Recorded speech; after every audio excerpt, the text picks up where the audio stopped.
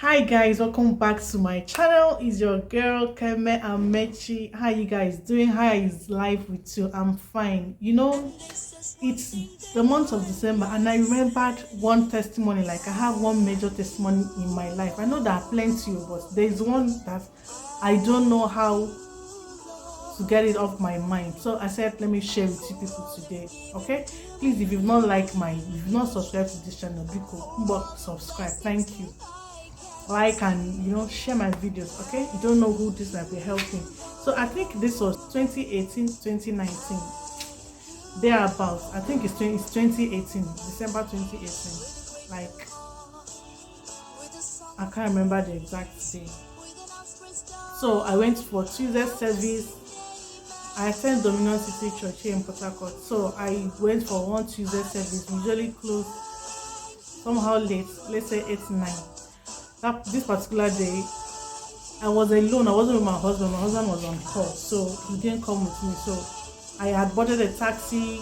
I was living around Rumokoro as at then. I had boarded a taxi from NTA Road to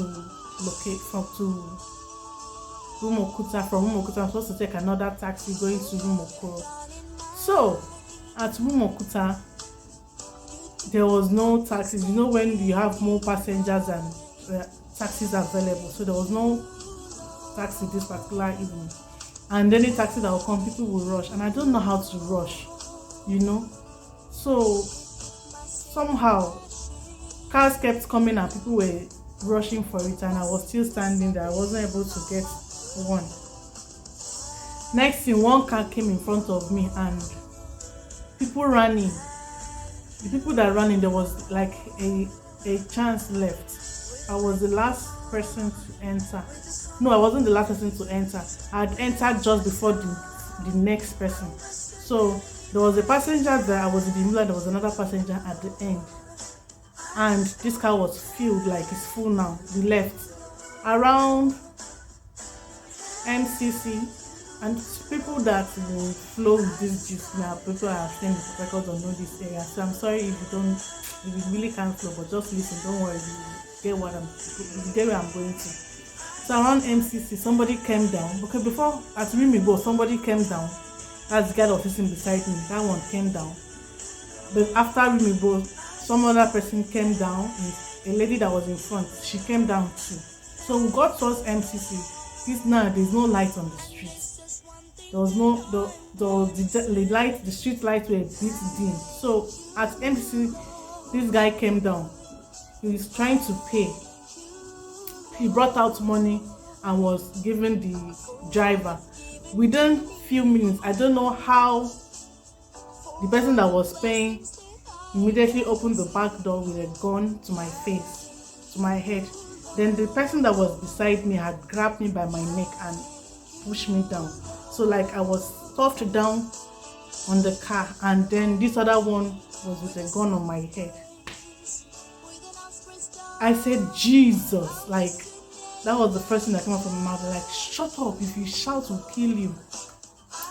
And my mouth was like, they got my bag, dragged this bag, removed things, your money. And I had just withdrew money that day. I don't know, maybe I had like 8,000 something or thereabouts. I had removed 10,000. I had spent money in church and family on my way. So I had like cash of 8 something with me. Then perfume, phones, right now I really can't remember the things that they got away with, but we are still going, and they are telling me that they want to take me that I should cooperate with them. If not, we are going to Ogoni River. I said, Jesus. In my mind, I was praying, I was speaking in tongues under that breath. So they now ask, is she struggling? The guy now was telling me, say no, they pray nonsense. I was not even hearing what they were saying. I kept praying. They said, how much they your bag? I said, I don't know, me on a check. I don't know how much they did. They checked and they got money. They got my card. I have 3 ATM cards with me. My husband's on my own and my friend. My friend was on maternity leave, so she usually leave her card with me. Let me use it in case she needs anything from the office. She needs to pay any bill for someone. I can pay with her card. So her card was with me, my own card and my husband's own. I knew these three cards, the pins were on my head, like I knew those pins already. So they now said, who gets this card, how much they? I said, I don't know how much they account. See, they carry us. I said, I don't know, true, I don't know. Then they're like, okay, they want to go and withdraw money. What I'm saying is that I removed my ring, they removed my wristwatch, they removed the chain I was wearing. I was still stuffed down. Well, I've passed police checkpoints. God. See, when I cry about Nigeria, I know the things that pain me. It's not as if police will really help you, but these guys were giving police. We've passed like 3 checkpoints that night. At each point, police was not even. They didn't even point lights inside the car. They didn't even care, like they didn't even tell anybody to put on light. They had, before they get to, like, they would just bring out money and give police. So they were not, police were not searching that car that night. So we just kept going. They drove to ATM points. These guys, remember these guys picked me at Rumokuta. They drove around Port Harcourt. Next thing, they drove me around Port Harcourt. They wanted to use my ATM card. So they have used my ATM card. They withdrew the money that was there. Like, they cleared that account. Said, who has this one? I said, it's my husband's own. That I should give them the pin. I did not hide any business from them. I gave them the pin. They drove to another machine. Like, I think they used different ATM points so that maybe if we go to the police or something tomorrow, we won't be able to get them or something. So they drove to another point. I was still bent over, as I'm telling you, inside the car. They withdrew from my friend's own first. I told them I don't know my friend's pin, that they should call my friend. What's her name? I now told them her name. They now dialed the number. They called her and that she speak with her. You know, me, I knew that pin, but I was trying to like raise alarm. And I said, hey, please. I called her name. I said, please, what's your pin again? What's your pin again? Please tell me your pin, please. My friend said, Emma, what is this? What is this? Man, what is this? I said, please, just tell me your pin, please. She said, okay. She now told me the pin. Immediately, she called my husband. Then my husband started calling my line. So I think she was trying to call my line. My husband was trying to call my line as well at that point. They were not picking. They say, the husband don't they call. What's your husband? They say na taxi driver.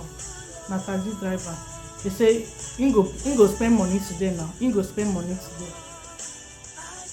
When you carry go Ogoni River, money go come out. I say, I better not get money. My husband not get money. They say, no, when you carry go Ogoni River, money go come out.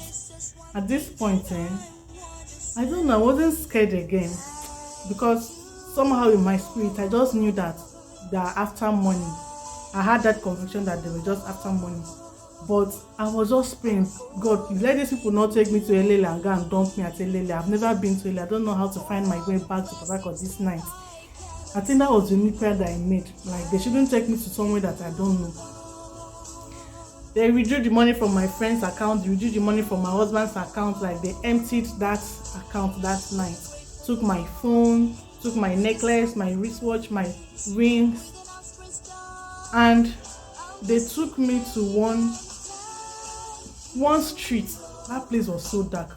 Opened the car and I told, okay, they were like, more fine with dropper. I told them people should not leave me without transport. They gave 500 naira and gave me. Take, use pay transport. They dropped me in the middle of the road. That was past 11 p.m. in the night. All this movement that they've been doing since like past 8, we've been moving around.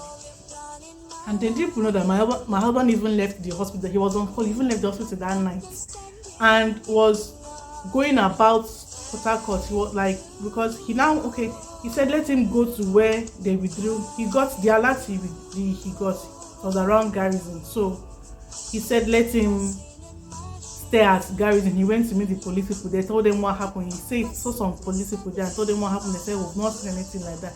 He was like, police did not even move. Police did not do as if anything was going like it was as if it was an emergency. I'm like, Police have taught me lessons this night.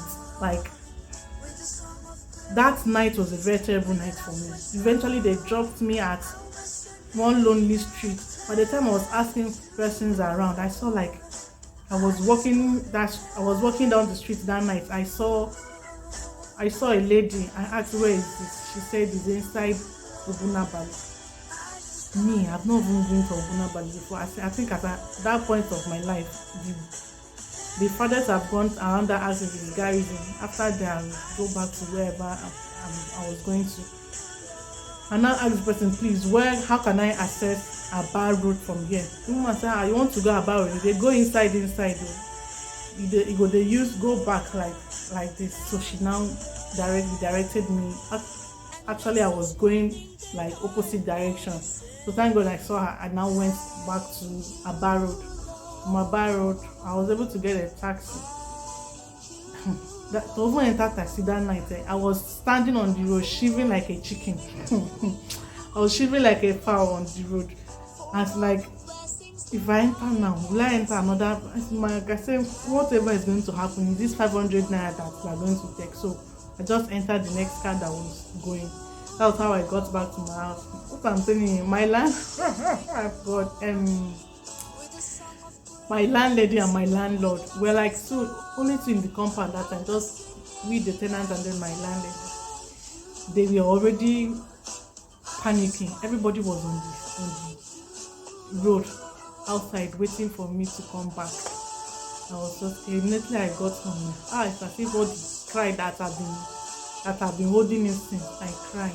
I was crying. I was shaking. And today I talk about it and laugh about it because it's like a testimony right now. I've heard of people that they take from the roads like that and then they butcher them somewhere inside a thick forest. I've heard of people like that they kidnapped and then asking for ransom, like huge amount of money that I don't know where that money would have come from. Sometimes I just sit and then when I remember that day, when I remember this day, my heart is filled with gratitude to God. So I don't know if you're in any situation that you feel that there's nothing to thank God for. At that point, I didn't really think that, okay, I was like, I've lost my phone, I've lost all this money and everything. Why should I be thankful to God? But events that followed after then, news made me know that there are people that have been kidnapped, there are people that have been killed, there are people that have been assassinated by this same thing that happened to me. I was just among the few lucky ones to still be alive. And today I am 4 years later, I'm still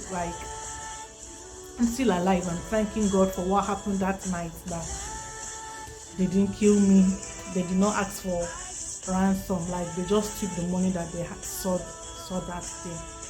So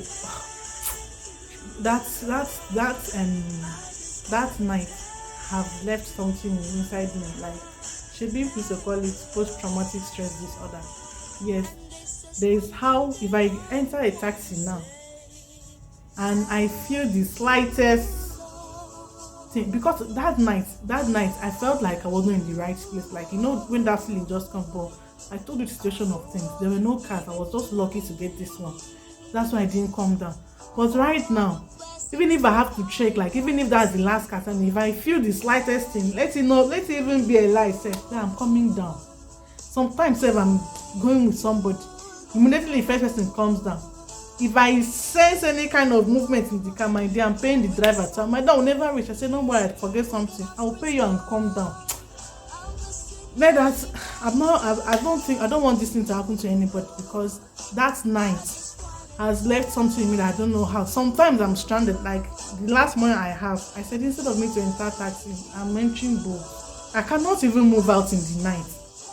Before I move out in the night, if you see me going out in the night for something, know that this is sacrifice that I am doing at this point, because on a normal I don't do nights. I don't go out in the night again. Nothing. Thank you God, thank you, because this was only you. Thank you. If you have something that you're grateful to God for, think about it. Could be something that happened a few years back, just lay your mind, cast your mind back on them, and then start your Thanksgiving journey afresh.